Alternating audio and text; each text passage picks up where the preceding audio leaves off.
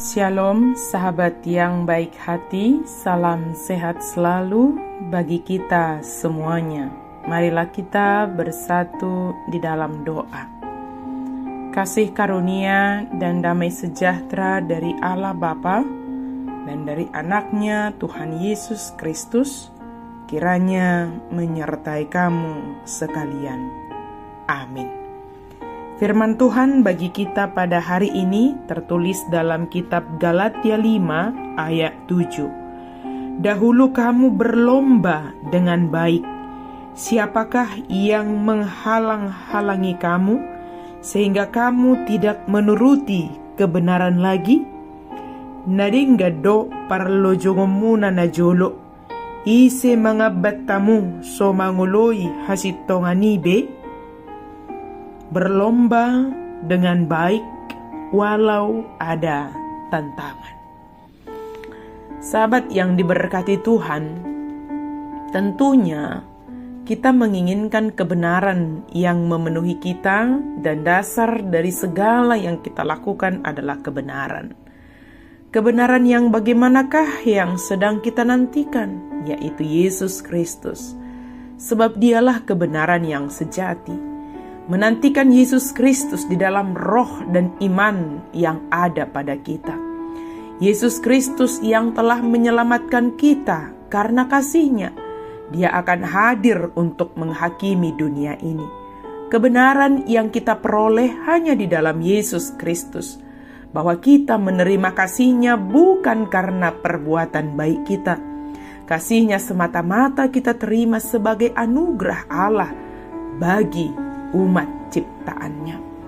Kristus mati untuk memerdekakan kita dari dosa. Kristus datang untuk memerdekakan kita. Bukan kemerdekaan atau kebebasan melakukan apapun sesuai dengan keinginan kita. Sebaliknya, ketika kita mendengarkan kedatangan Kristus yang untuk memerdekakan kita dan memampukan kita melakukan apa yang seturut dengan kehendak Tuhan. Kebenaran yang dikatakan Paulus kepada jemaat di Galatia ini adalah untuk mendorong beriman sepenuhnya kepada Yesus Kristus sebagai jalan kepada keselamatan. Bukan karena melakukan hukum Taurat, kemudian mereka menerima keselamatan. Justru karena kita menerima kasih Allah di dalam Yesus Kristus, maka kita percaya dan kepadanya dan hidup di dalam tuntunan Allah melalui hukum Taurat. Berusaha diselamatkan dengan cara menaati hukum Taurat dan melalui kasih karunia adalah dua cara yang sama sekali sangat berbeda. Berarti bahwa apa yang Kristus sediakan untuk keselamatan kita tidak akan berguna jika kita berusaha menyelamatkan diri sendiri. Satu-satunya hal yang bisa kita lakukan adalah menerima kasih karunia-Nya dengan iman. Berbagai perbuatan pelayanan kita jangan pernah digunakan untuk mencoba atau berusaha memperoleh keselamatan itu. Kita diselamatkan karena iman, bukan karena perbuatan. Akan tetapi kasih kepada sesama dan kepada Tuhan adalah tanggapan, respon orang-orang yang telah diampuni dosanya. Pengampunan Allah itu sempurna. Dan Yesus mengatakan bahwa orang yang diampuni dosanya banyak berbuat kasih dalam hidupnya. Karena iman terungkap dengan sendirinya melalui kasih perbuatan. Maka kita dapat memeriksa kasih kita kepada sesama manusia sebagai suatu cara untuk memantau pertumbuhan iman kita.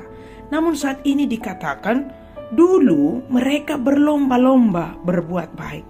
Tetapi ketika mereka diperhadapkan dengan tantangan, diperhadapkan dengan kebenaran yang sejati, mereka sepertinya menghadapi tantangan-tantangan sehingga mereka menjadi surut di dalam belajar kebenaran, berbuat baik dalam kehidupannya. Maka sahabat yang diberkati oleh Tuhan, apapun tantangan kita, apapun yang menghalang-halangi kita dalam menuruti kebenaran firman Tuhan, berjuanglah di sana.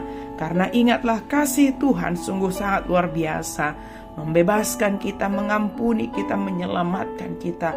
Yesus yang adalah kebenaran, mari kita hidup di dalamnya. Mari kita melakukan yang seturut dengan kehendak Tuhan, mengasihi Allah, mengasihi sesama sebagai wujud iman percaya kita. Amin. Mari kita berdoa. Terima kasih Tuhan untuk firman-Mu. Kami mau terus belajar dan selalu menuruti kebenaran firman Tuhan. Kami mau menunjukkan iman kami melalui perbuatan baik kami, melalui kasih kami kepada sesama kami. Sebab ketika kami mengatakan mengasihi Allah, mengutamakan Allah, memprioritaskan Allah, maka itu terlihat dari apa yang kami lakukan. Dalam nama Yesus kami berdoa dan bersyukur. Amin.